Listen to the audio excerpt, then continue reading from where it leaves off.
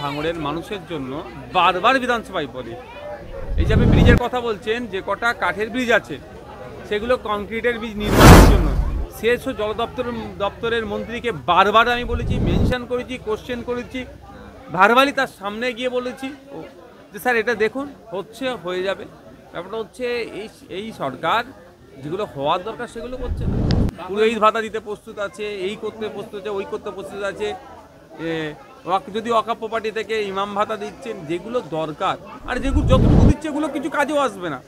Particular যেগুলো দরকার সেগুলো সরকার করছে না।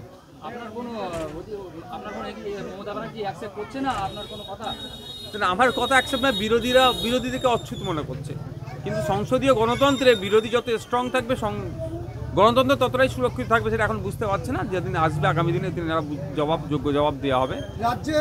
রাজ্যের যে স্বাস্থ্য ব্যবস্থা খুবই খারাপ এমনটাই বলছেন কিন্তু নতুন সংসদ তৃণমূল কংগ্রেসের সেই হুগলি থেকে রচনা বন্দ্যোপাধ্যায়, তিনি বলছেন যে স্বাস্থ্যের হাল খুবই খারাপ, কিন্তু মুখ্যমন্ত্রী বলছেন স্বাস্থ্যের হাল খুবই ভালো। এই বিষয়ে কি বলবেন? দেখুন, ব্যাপারটা হচ্ছে নীল সাদা রং করে দিয়ে স্বাস্থ্য ব্যবস্থার হাল ফেরানো যায় না। হুগলি জেলায় প্রায় 50 লক্ষ শুধু ভোটার আছে। আমি জনগণের কথা বলছি না।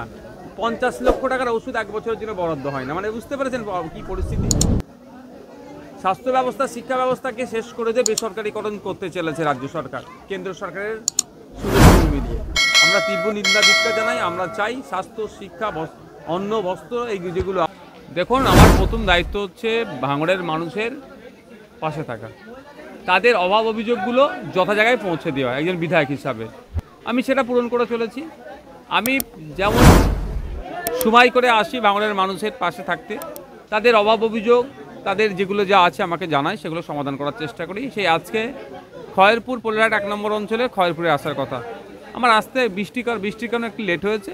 এত বৃষ্টি হলেও আমি এসে পৌঁছেছি, কারণ তাদেরকে যে সার্ভিস দেওয়ার দরকার আমার পক্ষ থেকে সেটা দেওয়ার জন্য। এবার মানুষ স্বতঃস্ফূর্তভাবে এসেছেন। একে তো বিরিয়ানির প্যাকেট আর 500 টাকা দিয়ে বৃষ্টিতে কাউকে আনা হয়নি। এটা আপনারা বুঝেন, তাদেরকে জিজ্ঞাসা করুন কেন তারা এসেছে আমার জন্য। নিশ্চিতভাবে ভরসা করে, বিশ্বাস করে, ভালোবাসি। আর এদের ভরসা, বিশ্বাস, ভালোবাসাই তো আমি এদের ভোট নিয়ে এদের সাথে বেইমানি করিনি। ভাঙড় পলিহাটের বাজারে একটা তৃণমূলের সভা হওয়ার পরে দেখছি ভাঙড়ে একাধিক জায়গায় আইএসএফের পার্টি অফিস উদ্বোধন। এটা কি বড় চমক? তৃণমূলটা বারংবার বলে আইএসএফের অস্তিত্ব নেই, বিধানসভা ভোটের সামনে তাদেরকে দেখা যাবে না ময়দানে। সেভাবে দেখুন, অনেকে অনেক কথা বলবে। গণতান্ত্রিক প্রক্রিয়াতে করলে তারা কোন জায়গায় দাঁড়াবে সেটা ভালো করেই জানেন। পুলিশ মাইনাস তারা কোথায় তারা ভালো করে জানে।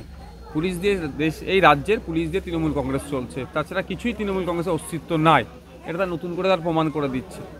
ভোট মিটে গেছে, এখনো মিথ্যা কেসে আইএসএফ কর্মীদেরকে রাতের অন্ধকারে পুলিশ নাকি তাদেরকে ঝামেলা করছে, আমি অভিযোগ উঠছে। দেখো, কয়েকটা অভিযোগ এসেছে, আমরা স্পেসিফিক সেগুলো নিয়ে কোর্টে যাচ্ছি, যে এদের নামে কি কি মামলা আছে, এদেরকে ডিস্টার্ব করছে, সে কোর্টের মাধ্যমে তাই জানতে চাইবো। বর্তমানে আপনি যেই গ্রামে আছেন, এই গ্রামে অনন্তপুরের রাস্তা কিছু দূর আগে ওখানে 1 হাঁটু করে রাস্তা জল, কি বলবেন? হ্যাঁ, আমি আসার পথে দেখছিলাম।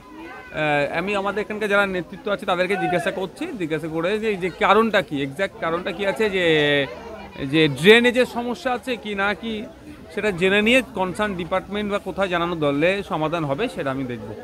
আমার বিজয়গঞ্জ বাজারে 2টি ব্রিজ ছিল, একটি কাঠ ব্রিজ, একটি বাঁশের ব্রিজ। বাঁশের ব্রিজটি একবারে পুরো নাকচ হয়ে গিয়েছে, মানুষ সেখানে যাতায়াত করতে পারছে না। সেখান থেকে দেখুন, আমি বারবার বলছি, আমি